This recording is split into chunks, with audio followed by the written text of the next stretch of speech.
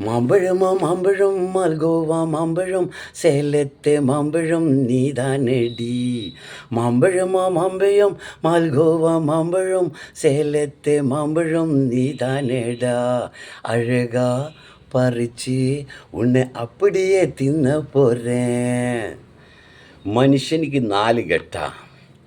ഒരു കുതിരഘട്ടം, ഒരു കഴുതഘട്ടം, ഒരു നാഴിഘട്ടം, ഒരു മൂങ്ങഘട്ടം. അങ്ങനെ 4 ഘട്ടത്തിലാണ് മനുഷ്യൻ ജീവിച്ചുകൊണ്ടിരിക്കുന്നത്.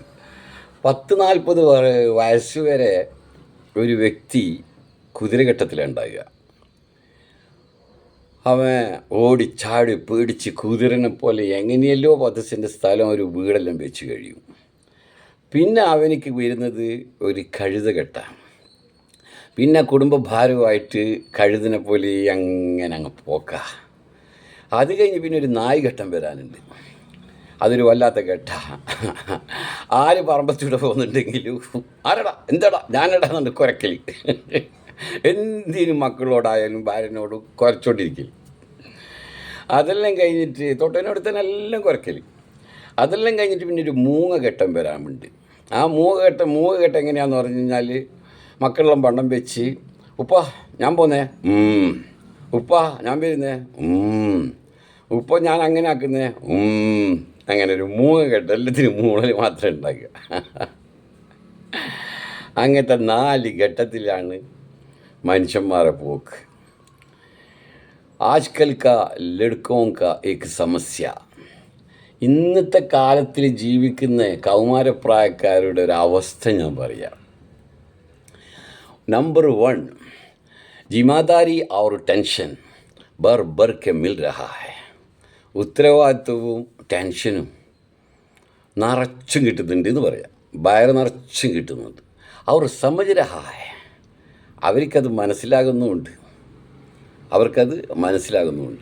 नंबर 2, एक दिन का खुशी के लिए तो महीने तक उस खुशी का कर्ज चुकाना पड़ता है.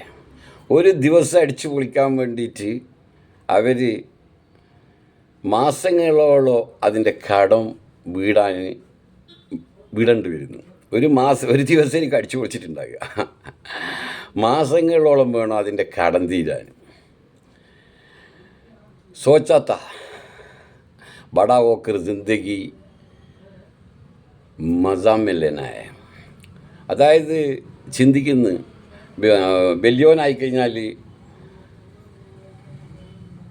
ജീവിതം ആസ്വദിക്കണമെന്ന്, മസാലനായ. പക്ഷേ മൂന്നാമത്തെ ഒരു സംഗതി ഞാൻ പറഞ്ഞുതരാം. ബടാ ഹോ ഗയാ തോ ജിന്ദഗി ഹമാരാ മസാ ലേ രഹാ ഹൈ. വലുതായി കഴിഞ്ഞാൽ ജീവിതം ഞങ്ങൾ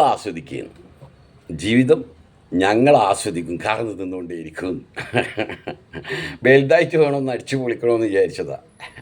ഇതാണ് ഇന്നത്തെ പ്രായക്കാരുടെ ഒരു അവസ്ഥ. വേറെ സുഖം തന്നെയല്ലേ? ഇങ്ങനത്തെ എല്ലാവരും അവസ്ഥകളിലാണ് നമ്മളിപ്പം ജീവിച്ചു പോകുന്നത്.